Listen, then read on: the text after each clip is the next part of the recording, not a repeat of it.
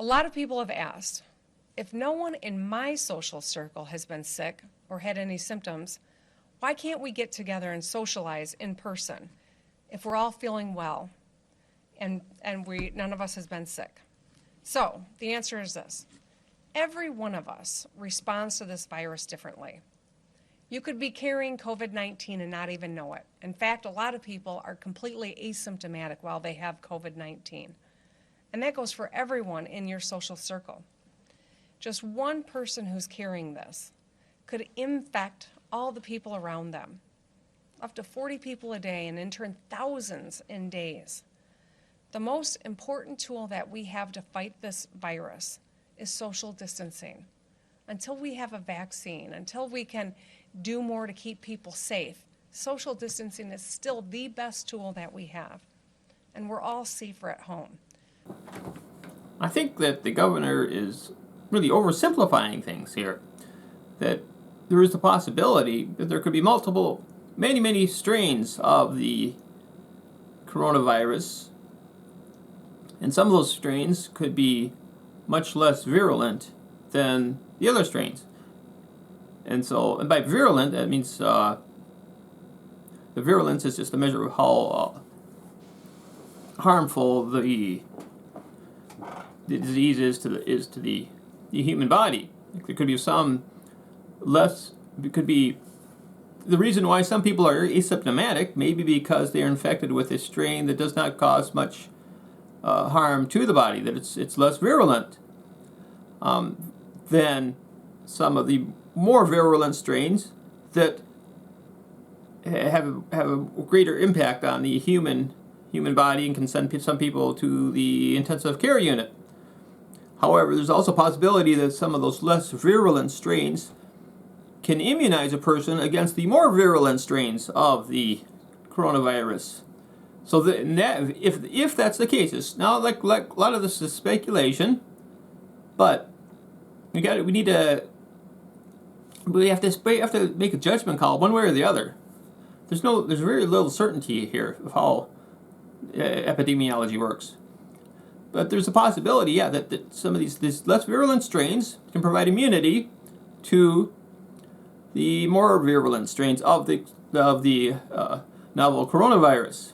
If that's the case, then if somebody is infecting others, that somebody's asymptomatic due to being infected with a less virulent strain, they may that asymptomatic carrier may be helping those other people in a group that they're infecting, because they are providing immunity to those other members of the group that they're with, and then turn those people, and by infecting others down the line, immunize those other people.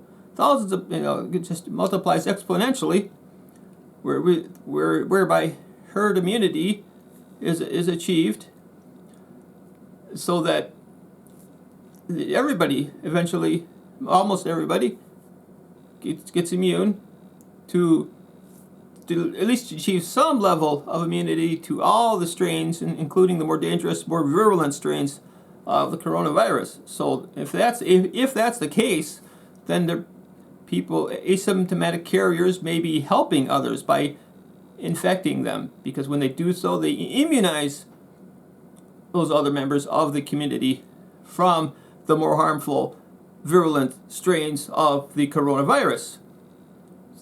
We don't know for sure if that's the case. We don't know for sure one way or the other.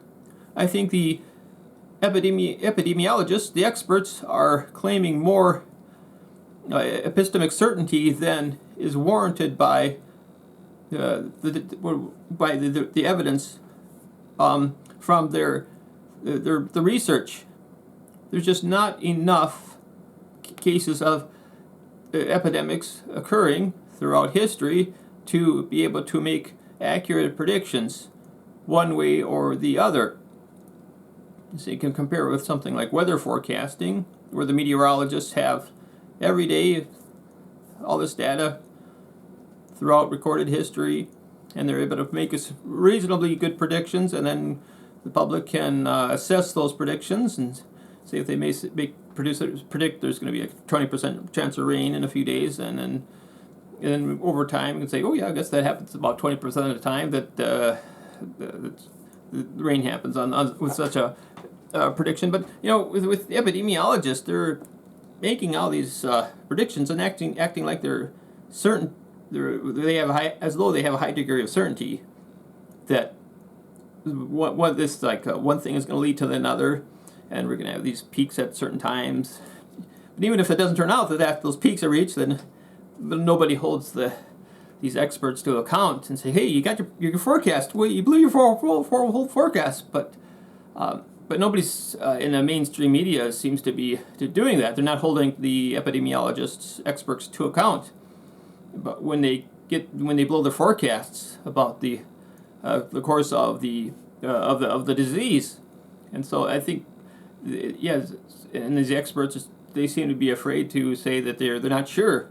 I'm not. I'll say I'm not sure if that's the case, that less virulent strains are causing asymptomatic cases, and that in turn leads to immunity, to at least some degree of immunity to the more virulent strains of the coronavirus. But I think it should be considered a possibility to be discussed and looked into, and the officials can make a judgment call whether or not to open up more based on their conclusions.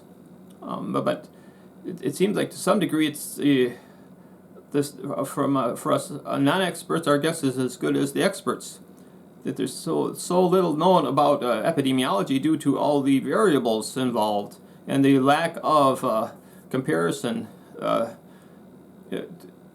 reach a conclusion. Like we have the variables of the human body, and there's the virus, which are extremely tiny to say the least, and then the vectors, like from the air, all those molecules, the air for possible transmission, or the surfaces, all those act together. It ends up in being a complete soup of so many different variables that are possibly influencing on the outcome of the course of an epidemic, that it is nearly impossible to make predictions with any degree of certainty of how things are going to work out.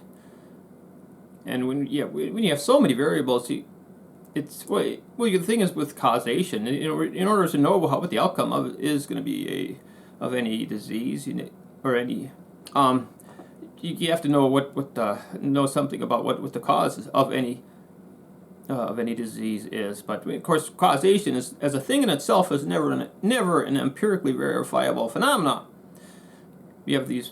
There's just the best we can have is correlation, and then make a judgment about what is causing one variable, whether or not one variable is causing another variable to occur. But in the course of epidemiology, there's so many different variables and so little past history to compare with, especially when you compare it with something like weather systems. And I think that the experts, their guesses are just about as good as the guesses of somebody who's not an expert but has enough as the same access to the same research and research and evidence, and then we can draw our own conclusions. And then it's just going to have to be up to the governors to make a judgment call based on the evidence at hand and history and what is known about viruses. But I don't think they should be relying too much on the epidemiologist experts, because I